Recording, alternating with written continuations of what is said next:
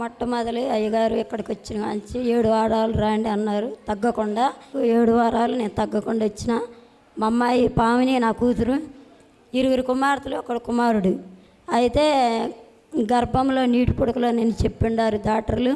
చెబితే పోయి వాళ్ళ అత్త కిరీం చేపించింది, నేను కూడా వెళ్ళాను. అయినా ఈ అమ్మాయి బిడ్డ సంచికి నీరు వచ్చిందమ్మా అన్నారు. మరి ఏందమ్మా అంటే ఆమె డాక్టర్ ఏం చెప్పలేదు, అవసరమైతే తర్వాత చూసి చెబుతాను అన్నది. అయితే నేను బాగా కన్నీటితో ప్రార్థన చేసుకున్నా. ఈ సేవలోనూ అందరూ సాక్ష్యాలు చెబుతున్నారు. నా కూతురు కూడా గర్భం అందితే సాక్ష్యం చెబుతాను అనుకున్నా. ఆ బిడ్డకి 2 కుమార్తెలు కుమారుడు. మళ్ళీ ఇప్పుడు 8వ నెల లేవలేకుంది. ఇది అమ్మాయిని చప్పట్లు కొడదా. మేరీ గారు వాడపల్లి నుంచి రావడం జరిగింది. తన కుమారుడు ఆ బాబు 10th చదువుతూ ఉన్నాడు.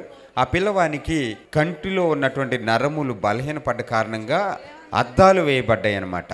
అయితే ఆ నరాలు సంబంధించి అవి రాబోయే రోజుల్లో కంటికి చాలా ప్రమాదం అమ్మ. ప్రస్తుతం అయితే బాగుంది, కానీ ఈ కన్ను అనేది తీసేసి వేరొక కన్ను పెట్టించుకుంటే అలాగున ట్రాన్స్ప్లాంటేషన్ చేసుకుంటే కానీ పిల్లవాడికి భవిష్యత్తు బాగుంటుంది అని చెప్పేసి అన్నది వైద్యుల మాట.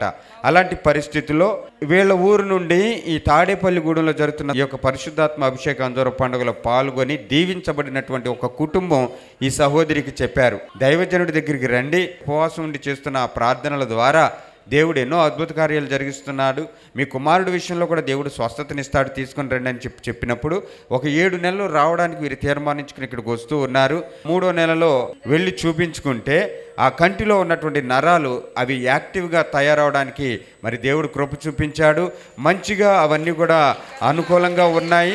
ఇప్పుడు ఆ పిల్లవాడు కళ్ళద్దాలు లేకుండా మన మధ్యకి వచ్చాడు. దేవునికి స్తోత్రం, హల్లెలూయా.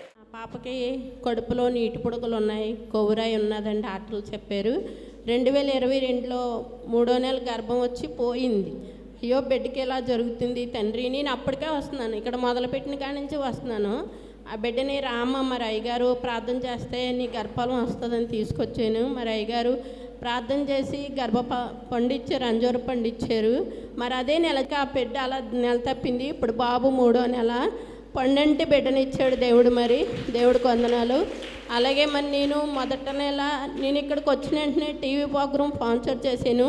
ఇక్కడికి రావడానికి నాకు ఛార్జీకి డబ్బులు 300 అయిపోతాయి తొలి నుంచి రావాలంటే. అయ్యో తండ్రి, నా దగ్గర అంత డబ్బు లేదు, నెలలా నేను 300 ఎక్కడ ఖర్చు పెట్టుకోగలను. ఏదేమైనా సరే నీ ప్రోగ్రామ్కి నేను ఇవ్వాలి, అందరూ సువార్త ఇవ్వాలి వినాలనేసి టీవీ ప్రోగ్రామ్కి అంజూర పండుగకి నేను కానుకిచ్చాను.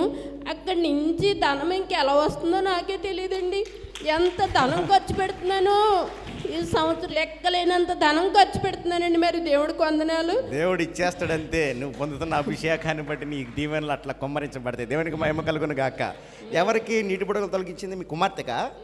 వీరి కుమార్తెకు డాక్టర్లు చెప్పిన మాట ఏంటంటే గర్భసంచిలో నీటి బుడగలు ఉన్నాయి కనుక ప్రెగ్నెన్సీ రాదని వాళ్ళు చెప్పారు. కొవ్వురాయి ఉందంట, నీటి బుడగలు కూడా ఉన్నాయంట. ఇక పిల్లలు పుట్టరని చెప్పారు డాక్టర్లు. అయితే సహోదరి ఇక్కడికి వచ్చి అంజూర పండును తీసుకువెళ్ళి తన కూతురికి ఇచ్చింది. దేవాతి దేవుడు ఈవేళ ఆ కుమార్తెను దీవించి బిడ్డలను కలగజేయబోతున్నాడు. సంతోషంగా చప్పట్లు కొడదాం.